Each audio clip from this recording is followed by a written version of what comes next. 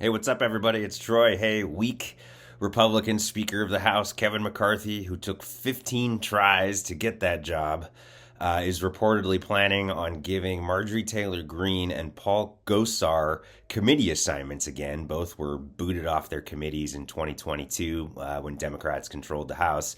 It looks like Marjorie Taylor Greene will be going to the Oversight Committee. Actually, it looks like they're both going to serve on the Oversight and Accountability Committee.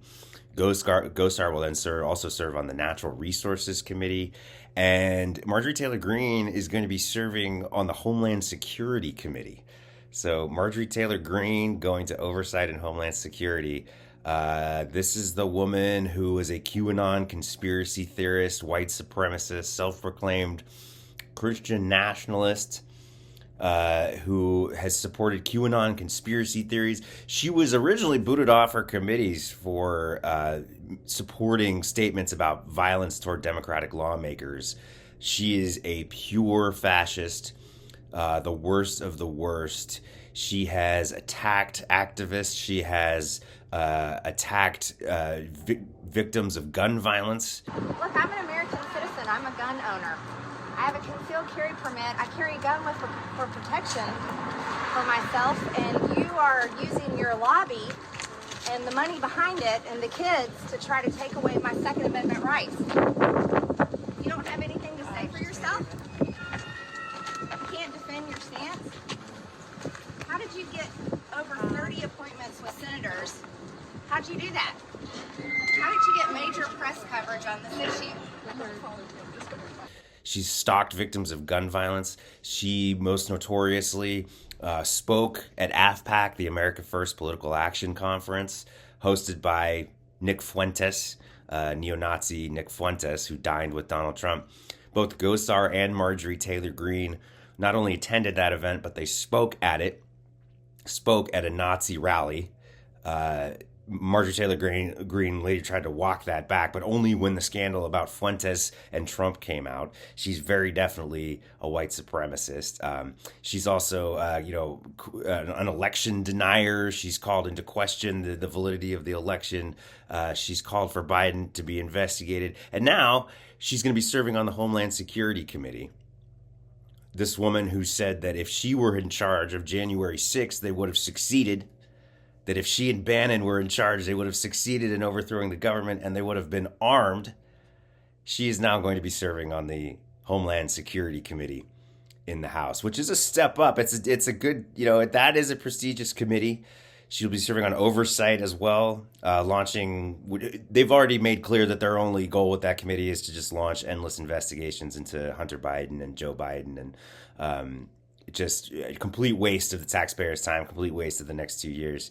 But those are more prestigious committees for Marjorie Taylor Greene. So she went from having nothing, she went from being a backbencher who was just kind of a professional tweeter, just kind of a professional troll in Congress, to now being put in positions of influence by Kevin McCarthy. And the only reason for that is because of her support for Kevin McCarthy, because McCarthy is so spineless. He's such a spineless little coward. He needs Marjorie Taylor Greene's support. He needs the support of the MAGA caucus, the far right in the House, to get anything done with his slim majority. So he has to capitulate to these people. And this is the new reality, that people like Marjorie Taylor Greene, who shouldn't even be in Congress, and if they are, they deserve to be censured and backbenched and removed from committees and minimized as much as possible if they are going to be in Congress. But with the new Republican-controlled Congress, with spineless coward Kevin McCarthy in the speakership role, who gets to decide who sits on which committees, Marjorie Taylor Greene is going to be elevated into positions of prominence. Marjorie Taylor Greene and people like her are going to be elevated into positions of prominence, as they are now the true power center of the Republican Party. It's horrifying to think about that Marjorie Taylor Greene's influence just increased in that conference. The other one is Paul Gosar. Gosar is another right-wing fascist. His family disowned him. He became notorious he was kicked off his committees by the Democrats for posting memes of him killing Biden with a sword, killing Alexandria Ocasio-Cortez with a sword, like posting violent imagery on the internet. He was kicked off his committees for that. Then he was one of the serious players in January 6th that came out in the January 6th committee testimony that he was involved in meetings with Trump staff. He and Andy Biggs were involved in these meetings discussing January 6th, pressuring Pence to overturn the election. He was in conversations with people about forcing Pence to do that on January 6th. He had talked to organizers of the Stop the Steal rally, the January 6th rallies. He had talked to 2 organizers about securing pardons for them from Donald Trump. He was one of the original objectors to the counting of the electoral ballots that were supposed to be certified on January 6th. He and Ted Cruz were like the original objectors to that. After the insurrection, when Congress reconvened to certify, he was one of the holdouts who continued to vote against certification of Joe Biden for president. So just a total insurrectionist, traitor. Once again, should not be serving in Congress. He should be disqualified from serving in Congress. He should probably be behind bars, one of the worst of the worst.